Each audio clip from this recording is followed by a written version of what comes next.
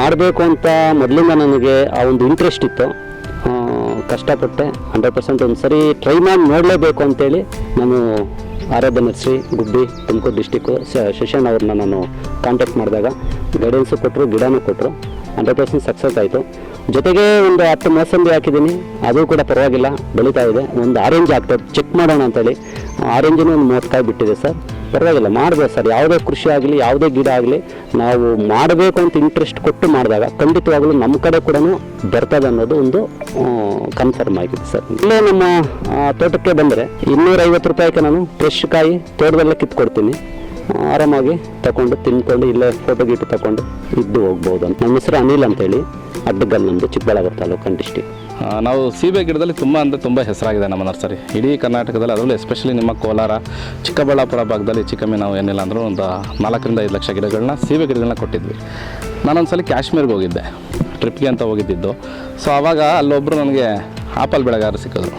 ನೋಡಪ್ಪ, ನಿಮ್ಮ ಸೈಡು ಕೂಡ ಬರುತ್ತೆ, ಈ ಒಂದು 2-3 ತಳಿ ಇದ್ದಾವೆ, ಅಣ್ಣ ಮತ್ತು ಹರ್ಮನ್ 99 ಮತ್ತು ಡಾರ್ಸೆಟ್ ಗೋಲ್ಡನ್ ಅಂತ. ಯಾಕೆ ನೀವು ನಿಮ್ಮ ಕಡೆನೂ ಈ ಆಪಲ್ ಕೃಷಿನ ಮಾಡಬಾರ್ದು ಅಂತ ಹೇಳಿದ್ರು.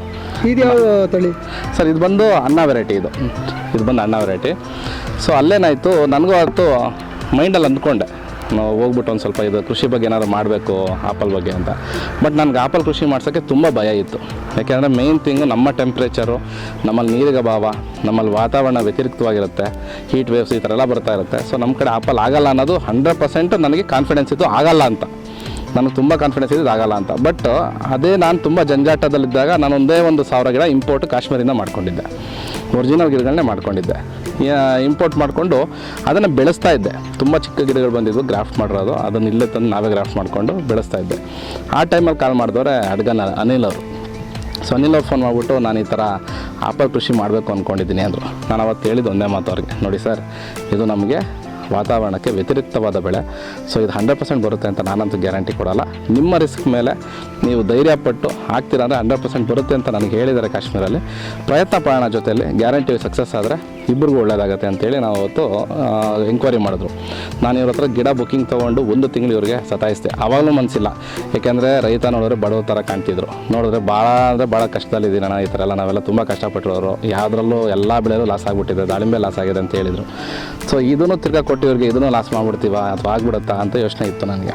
ಅದಾದಮೇಲೆ ಅವರು ಅವರೇ ಫೋರ್ಸ್ ಮಾಡಿದ್ರು. 1 ತಿಂಗಳು ಸತತವಾಗಿ ಫೋನ್ ಮಾಡಿದ್ರು. ನನಗೆ ಅನ್ನಿಸ್ತು, ಇವ್ರು ಯಾಕೋ ಸುಮ್ಮನೆ ಆಗಂಗೆ ಕಾಣಲ್ಲ, ಇವರು ಹಾಕಲೇಬೇಕು ಅಂತ ಫಿಕ್ಸ್ ಆಗಿಬಿಟ್ಟಿದ್ದಾರೆ. ಅದರಲ್ಲೂ ನನ್ನ ಹತ್ರನೇ ತೊಗೋಬೇಕು ಅಂತ ಫಿಕ್ಸ್ ಆಗಿದ್ದಾರೆ. ಇಂಥವ್ರಿಗೆ ನಾವು ಅನ್ಯಾಯ ಮಾಡೋದು ಬೇಡ, ಒಳ್ಳೆ ಗಿಡ ಕೊಡೋಣ ಅಂತ ಹೇಳ್ಬಿಟ್ಟು ಇಮಿಡಿಯೇಟ್ ನಾನೇನು ಮಾಡಿದೆ, ತುಂಬ ಅವತ್ತಿನ ದಿವಸಕ್ಕೆ ಒಳ್ಳೆ ರೇಟ್ಗೆ ತಡೆದು ನಾನು ಒಳ್ಳೆ ಗಿಡನ ಇವ್ರಿಗೆ ಸಪ್ಲೈ ಮಾಡಿಕೊಟ್ಟೆ. ಚಿಕ್ಕಬಳ್ಳಾಪುರ ನಿರಂತರ ಸುದ್ದಿಗಾಗಿ ಪಾಲಾರ್ ಪತ್ರಿಕೆ ಚಾನೆಲ್ಗೆ ಸಬ್ಸ್ಕ್ರೈಬ್ ಮಾಡಿ.